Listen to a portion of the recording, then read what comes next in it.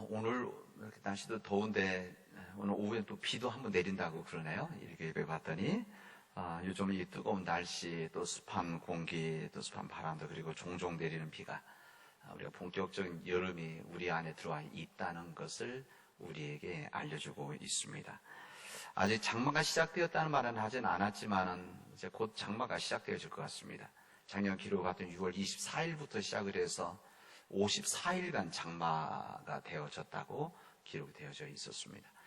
이게 40년 만에 기록이 깨진 거라고 하지 않습니까? 긴 장마, 그리고 또 큰 폭우들이 있었죠. 기상청에서는 6월 말쯤 장마가 시작될 것이다, 이렇게 예상을 하고 있습니다. 그리고 올해도 작년처럼 긴 장마가 있을 것이고, 그리고 작년처럼 비가 많이 올 확률이 다소 많다, 이렇게 이야기를 하고 있습니다. 이것은 그분들이 단순히 예상하는 것이 아니라 객관적인 자료와 또 슈퍼컴퓨터, 기상청에 있다고 하는 이거 모든 걸 종합해서 말하는 분석들입니다. 기상 전문가들은 이제 우리나라 기후라고 하는 것은 우리나라뿐만이 아니라 모든 세계가 기후라는 것은 이제 더 이상 좋아질 수가 없다, 점점 더 나빠지는 것이고, 우리가 어떻게 하냐에 따라서 기후가 좀 느려지는 것이지 나빠지는 것이 더 나빠질 수밖에 없다 이야기합니다.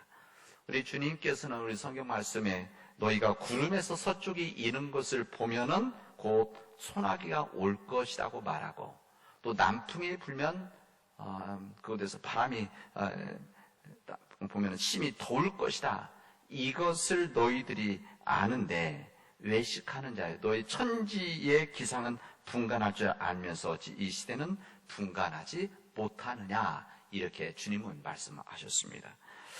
주님은 우리 인간들이 천지의 기상을 분간하면서 이 시대를 분간할 줄 모른다, 이렇게 말씀하시는데, 지금 우리 시대는 천지의 기상은 분석은 하는데 분간하지 못하는 시대에 살고 있습니다. 이 분간한다는 말을 제가 사전에 찾아보니까 사물이나 사람의 옳고 그름, 사물이라든지 사람들에 대해서 옳고 그름을 판단하고 좋고 나쁨을 우리가 알고 그 정체를 구별하거나 가려서 아는 것이다, 이렇게 되어져 있었습니다.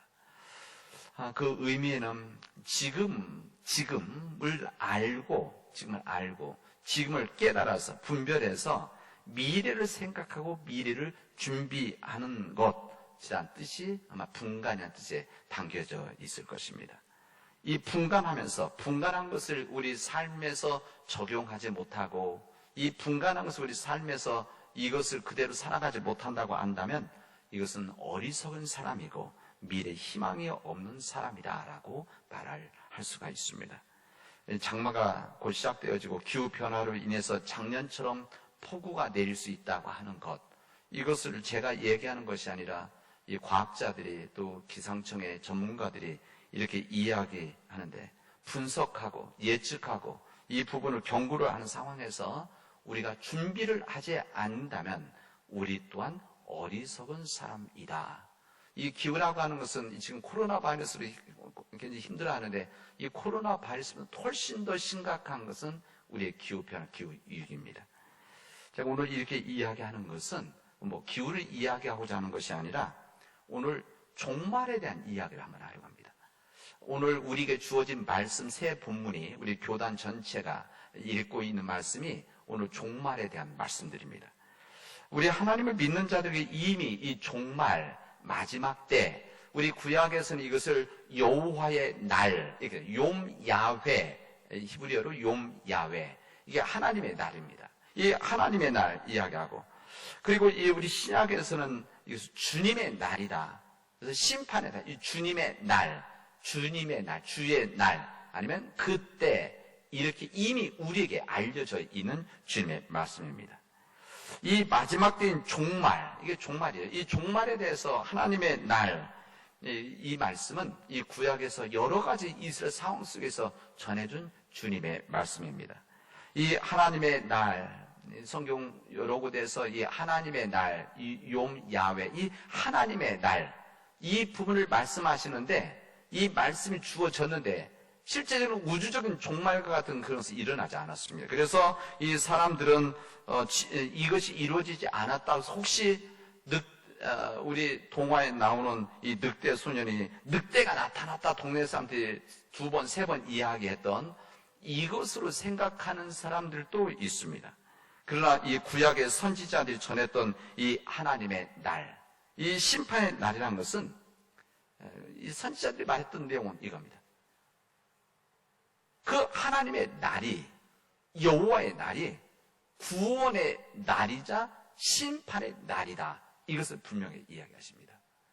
이 마지막 때가 되어지면 마지막 때, 마지막 날, 여호와의 날. 우리 그냥 여호와의 날이라고 하면 무슨 우리나라 무슨 국경을 지키듯이 이런 날을 생각하는데 그게 아니라 이스라엘 민족도 성경에서는 이 날이 마지막 때라는 것을 다 인식하고 있는 겁니다.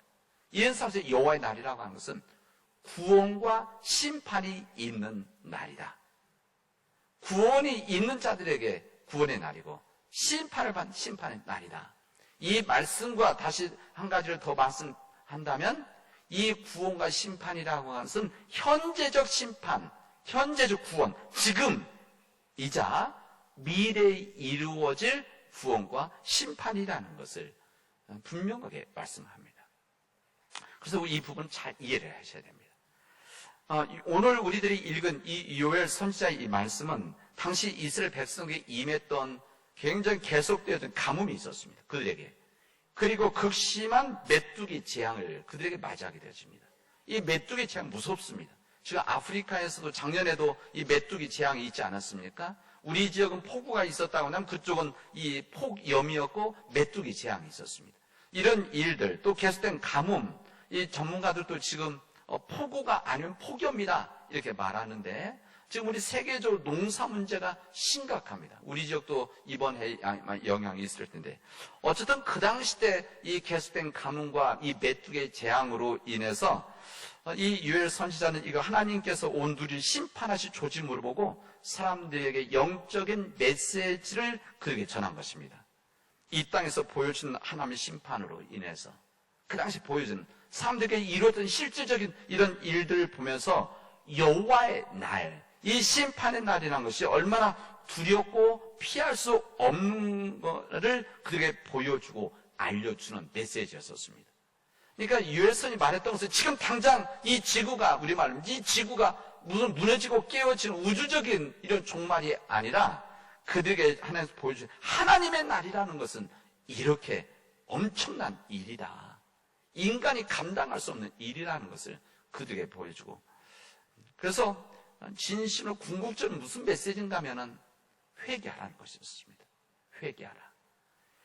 더 늦기 전에 하나님께로 돌아오라. 이런 이야기입니다. 돌아오라라는 말하고 회개라는 말 같은 말입니다. 원어에서는 돌아오라 말씀합니다. 이스라엘 민족들이 주셨던 이 요엘의 이 메시지는 이 심판의 날에 대한 말씀, 그리고 회개는 촉구의 말씀으로 이루어져 있었습니다. 이 말씀은 지금 여기에서 우리를 이야기합니다. 지금 이 시대 2021년 지금 여기에서 하나님의 뜻을 간직하고 복음대로 살아가는 우리 기독교인들의 주시는 주님의 동일한 말씀입니다. 우리에게도 이 삶 온전히 살아가지 못하고 있기 때문에 주님께서는 우리들에게 하나님의 날을 우리에게 알려주시고, 이 하나님의 날이라는 것이 이렇게 심각한 이런 우리의 삶의 상황이 되어지는 것이고, 우리가 회개치 않으면 이런 일을 감당하지 못할 것이다 라는 말씀을 전하신 것입니다. 여호와의 날, 이 날은 구원과 심판이 같이 있다는 겁니다. 하나님 앞에서 구원받을 자들에게는 구원이 있기 때문에 그들에게는 기쁨의 날이자, 심판을 받는 자들에게는 고통의 날이고 절망의 날이다, 이것을 말씀하고 있는 겁니다. 이 구약에서 여호와의 날, 또 심판의 날, 종말, 이 말씀을 신약에서 이 말씀을 주님의 날로 이렇게 전하는데, 이 말씀을 어느 교회가 이 메시지를 들었는가 하면 데살로니가 교회가 들었습니다. 오늘 읽지는 않았지만 오늘 본문에 해당되는 말씀입니다. 이 데살로니가 교회, 이 교회는 다른 교회들과 같이 어려움이 많이 있었습니다. 당연히 이 유대인들에 의해서 핍박, 종교적인 신앙적 핍박을 많이 받았던 교회죠. 이 어려움이 많이 있었습니다. 그러나 성령님께서 이 교회를 보호해 주시고 지켜주심으로 인해서 그 교회가 주님의 뜻을 잘 지켰습니다. 그래서 이 마케도냐 아가야 지역, 지금 터키 지역입니다. 터키, 중동의 위쪽에서 터키, 이쪽 지역에서 다른 교회들 본이 되어지는 신앙을 가지고 그들이 교회를 세워나갔습니다. 신실한 믿음이 각지에 퍼져 있었습니다. 여기 보면 데살로니가전서 1장에 보면 이렇게 됩니다. 참으로 귀한 이 교회의 모습을 알려준데, 믿음의 역사와 사랑의 수고와 예수 그리스도의 소망의 인내로 가득한 교회였다. 얼마나 아름다운 교회입니까? 믿음의 역사가 있고 사랑의 수고가 있고 예수 그리스도에 대한 소망, 희망에 대한 인내를 가지고 있는 교회였다. 성령과 능력과 확신을 가지고 있는 이 교회, 데살로니가 교회라는 겁니다. 근데 이 데살로니가 이 신실한 교회, 신앙적 문제가 안에 있었습니다. 이게 무슨 문제였는가 하면 재림에 대한 문제가 있었습니다. 이 교회 속에서 이 재림에 대한 문제를 가지고 사람들 간에 갈등을 하고 혼선 빚고 있는 이 모습을 우리에게 그대로 알려주고 있습니다. 이 주님 재림에 대한 신앙과 가서는 주님의 승천과 더불어서 그들 안에서 시작되어진 메시지입니다. 왜 그런가 하면 사도행전 1장에 보면 갈릴리 사람들아 어찌하여 서서 하늘 쳐다보느냐, 너희 가운데서 하늘로 올라가신 이 예수는 하늘로 가심을 본 그대로 오실 것이다, 이렇게 말씀하셨기 때문에 그렇습니다. 그리고 마태복음 24장에 보면 예수님께서 인자가 구름을 타고 능력과 큰 영광으로 오는 것을 볼 것이다 라고 하는 말씀이 이미 그대로 주어져 있었기 때문에 이들 안에서 재림을 그들은 기다렸습니다. 이 재림이라고 우리가 한자로 쓰기 때문에 그런데 주님이 다시 오신다는 겁니다. 다시 오신다고 하는 거예요. 이 제자들은 주님께서 하늘로 승천하신 이후에 이들이 어렵고 힘들고 절망적인 속에서 주님이 다시 오실 것이라고 하는 재림에 대한 이 믿음 때문에 그 힘듦을 감당하고 이겨나갔습니다. 힘듦이 있고 어렵고 핍박이 있을 때 주님이 다시 오시면, 주님이 다시 오면 우리는 구원받은 자의 삶으로 우리는 불림을 받을 것이다. 그래서 참고 이겨나가자라고 하는 믿음이 그들에게는 있었습니다. 그러나 이 재림이라고 하는 것이 주님께서 너희들에게 곧 오실 것이다, 곧 오시리다, 너희들이 본 그대로 오실 것이다, 이렇게 이야기하셨는데, 주님께서 말씀하시는 곧이라고 하는 거, 바로 올 것이다, 이것이 지금입니까? 우리 성경에서는 때를 말씀하신 적은 없습니다. 너희들에게 다시 오실 것이다, 너희들 곧 올 것이다 라는 이야기를 하셨는데, 이 말씀을 어떻게 받아들이냐에 따라서 사람들 속에는 혼선이 좀 있었던 겁니다. 이 교인들 중에서는 어떤 문제가 생기면 주님의 재림 바로 올 것이니까, 마치 우리 예전에 다미 선교 기억하시죠? 이장님 목사? 그래서 그 당시 때 지금도 한 30년 전에 한국 교회에 이 다미 선교회에서 며칠 날, 날짜는 제가 기억이 안 나지만 며칠 날 주님께서 오시고 사람들이 휴거해서 올라갈 것이다. 그래서 그 교회, 영등포 쪽에 어느 교회 모여서 막 흰옷 입고 막 찬송 부르고 12시 되면 휴거될 것이다. 카메라 들이대고 있었던 거 아닙니까? 일어나지는 않았습니다. 사람들이 그거 보고 나서 조마조마를 했죠. 혹시 휴거되고 세상 끝나는 거 아닌가? 안 일어났습니다. 그때 제가 있던 교회 목사님이 그러셨어요. 그 목사님께서 아니 휴거 일어날 수도 있다. 그러나 그날 일어난다는 것은 아니다. 일어날 수도 있지만 꼭 그날이라고 주님 말씀하신 적이 없다. 걱정하지 말아라. 사실 그랬습니다. 옛날에 신앙촌들 마찬가지고 또 이런 부분이 우리가 알고 있는 다미선교 하나지만 사실은 우리나라에서도 여러 번 이런 종말에 대한 어느 날 몇 시에 몇 시까지는 나왔죠. 그 당시 때는 여러 번. 그래서 어느 날 이 세상이 종말이 올 것이다. 그래서 그때 신앙촌 같은 경우는 모든 재산들을 팔고 이 가정에서도 이거 남편 부인이 서로 갈라져서 팔고 다 신앙촌으로 들어갔었던 일들이 그들에게 있었던 거 여러분 아실 겁니다. 그래서 사도 바울이 그런 혼선을, 재림에 대해서 혼선을 빚고 있는 이것 때문에 사람들이 갈등들을 하는 거죠. 주님의 재림이 자기들 생전에 이루어질 것이라 믿고 자기 기업까지 생업까지 다 팔아서 포기하면서 오직 주님만을 바라보고 아무것도 않고 있는 이 사람들이 있었기 때문에 주님은 사도 바울 통해서 이야기하셨던 겁니다. 이 사도 바울이 이렇게 이야기를 합니다. 주님이 다시 오신 재림, 이 땅에 다시 오신 재림이라고 해서 언제 올 것인지 아무도 모른다. 아무도 모른다. 얘기를 하시죠. 그러나 주님이 다시 오실 것이라고 하는 것은 확실하다. 말씀하십니다. 주님이, 제가 지금 말씀드립니다. 내일 올 수도 있습니다. 내일 올 수도 있습니다. 그러나 이 시간이 10년 후에, 5년 후에, 아니면 100년 후에 올 수도 있는 겁니다. 우리 인간들이 이 시간은 알 수가 없는 것이다. 이것이 사도 바울의 전하는 주님의 뜻입니다. 그래서 주님이 오시는 것은 확실한데 뭐라고 표현하면 주님의 날이 밤에 도적같이 오게 되어질 것이다. 이 도적이 올 때 알려주고 옵니까? 언제 우리 사람들이 주인이 예측할 수가 있습니까? 예측하지 못할 때 도적이 오는 것이죠. 마찬가지로 주님의 날이라고 하는 것은, 이 심판의 날이라고 하는 것은 그렇게 오는 것이다 말씀합니다. 근데 그 성경에 보면, 데살로니가 보면 힌트를 주죠. 근데 어떤 상황이냐?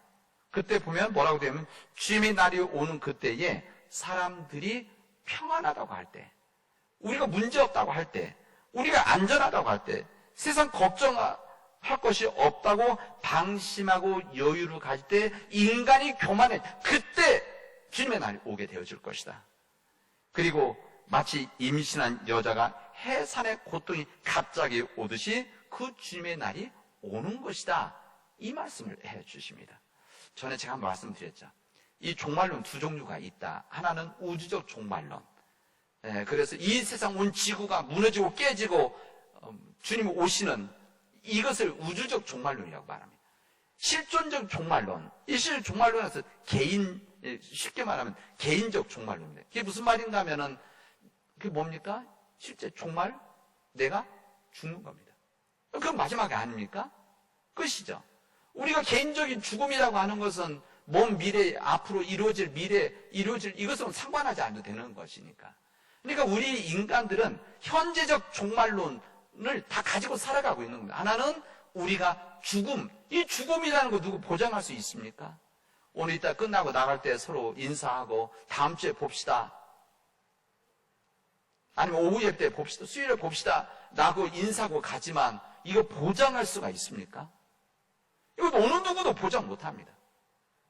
그래서 우리가 하루하루를 마지막같이 살아야 되는 이유가 바로 여기에 있습니다. 이게 우리에게 주어지는 실존적 종말론이죠.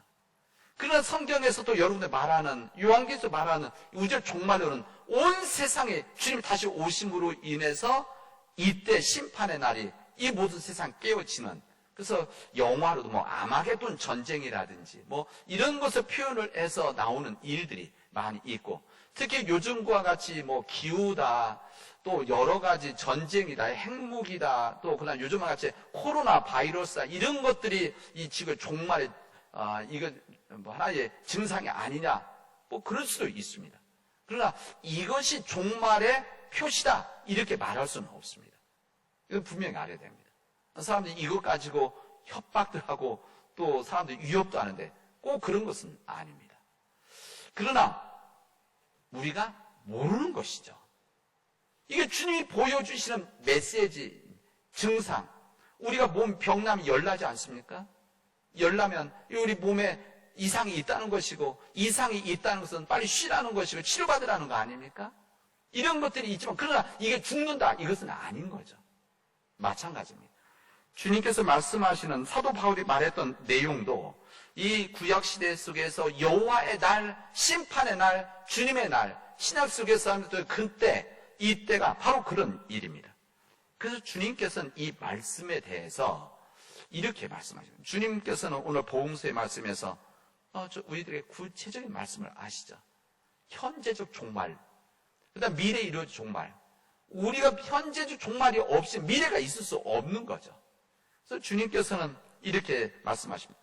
오늘 구체적으로 무슨 말씀하시면 씨앗에 대한 이야기를 하십니다. 주님께서 사람들이 잘 이해할 수 있도록 그 당시에 농사 짓는 사람들이니까 이것을 보았기 때문에 사람들이 그렇게 이야기를 하시는 겁니다.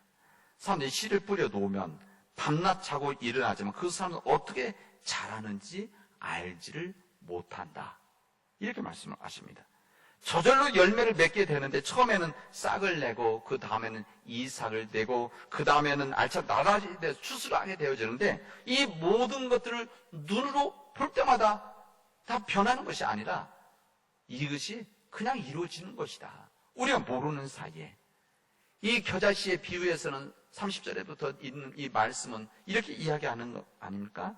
겨자씨를 뿌릴 때에는 작고 보잘것도 없지만 이 너무 작은 씨앗이 땅에 뿌려지면은 눈으로 보기에는 자라지도 않고 이것이 살아있을지, 이거 자라날지 모르지만 그러나 심어 놓기만 하면 어떤 풀보다도 더 큰 가지들을 뻗어서 공중의 새들이 와서 깃들일 수 있을 만큼 무성하게 되어지는 것이다. 이렇게 설명을 하십니다.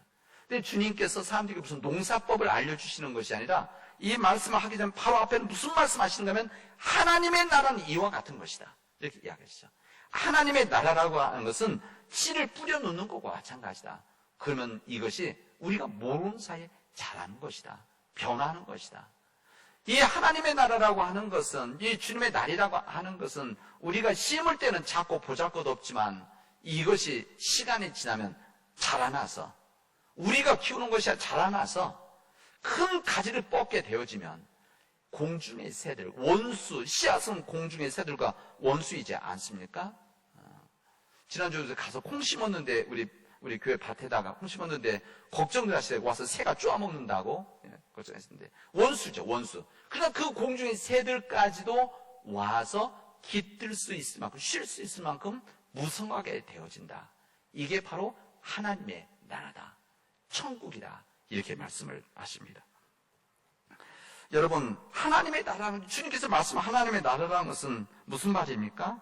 땅에 심을 때는, 이 땅에 심을 때는, 이 땅에 하나님의 시작되어질 때는 작고 보잘것 없이 약하지만, 우리가 인간이 걱정하지만, 당장 지금 나오지는 않지만, 우리가 심어 놓기만 하면, 우리가 하나님의 시작을 하면, 그 하나님의 씨앗은 우리가 아니라 하나님께 성장시켜서 먼 훗날 큰 열매를 맺게 하시는 것이다. 천국을 그렇게 말씀을 하십니다. 우리 주님께서 이 땅에 처음 오셔서 하신 말씀이 무슨 말씀합니까? 때가 찼다. 첫 번째 예수님의 일성이 무언가 하면 때가 찼다. 하나님의 나라가 가까이 왔다. 그 다음 뭡니까? 회개해라. 그리고 복음을 믿으라. 이 말씀을 하셨습니다. 예수님께서 이 땅에 오신 목적을 처음 일성으로 말씀하신 내용이죠. 때가 찼다. 하나님의 나라 가까이 왔다. 이스라엘 백성들이 여호와의 날, 심판의 날, 이것을 말하는데 주님은 이 하나님의 나라가, 이 천국이, 삼세는 천국이 때가 찼다는 겁니다. 그리고 가까이 왔다. 어떤 성경은 이것이 at hand, 무슨 말입니까? 손 안에 와 있다. 이미 와 있다는 겁니다. 하나님의 나라라고 하는 것은 이미 하나님의 나라는 예수님이 이 땅에 오심으로 인해서 이미 시작이 되어졌다. 그 하나님의 나라를 지금도 그렇게 살아야 된다는 겁니다. 미래에 이루어질 일들 걱정하고 미래에 이루어질 이것에 맞춰져 살아가는 것이 아니라 지금 회개하고 복음을 믿는 그 삶을 살아가게 되어지면 미래 걱정하지 않아도 되는 것이다. 그런 이야기입니다. 주님은 그렇게 천국에 대한 하나님의 때를 우리에게 말씀하셨습니다. 그래서 우리에게 믿음의 씨앗을 뿌리라는 것이죠. 우리에게 이 믿음의 씨앗을 이 불신의 세상에 뿌리고, 이 희망이라고 하는 씨앗을 절망의 세상에 뿌리고, 이 사랑이라고 하는 씨앗을 메마른 땅에 뿌리게 되어질 때 여기에 하나님의 나라가 이루어지는 것이다.